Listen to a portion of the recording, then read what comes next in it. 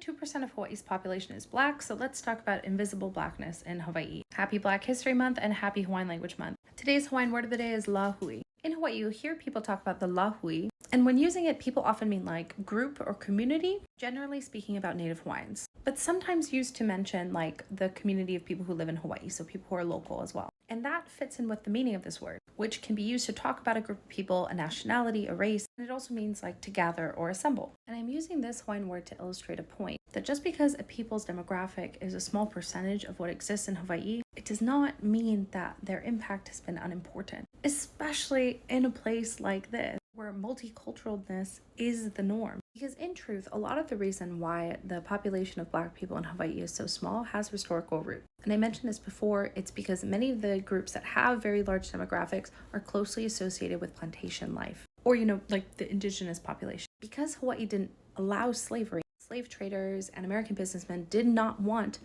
Black people to come here. So the first influx you have of Black people arriving in Hawaii are predominantly on whaling ships as sailors. And many people who came to Hawaii from back then ended up joining the lahui, the community, which is why there are so many prominent like Black historical figures in Hawaii, like Anthony D. Allen, who was born into slavery in New York, but later became an advisor and steward to King Kamehameha the Great, or Betsy Stockton, who founded like the first common school for people on Maui.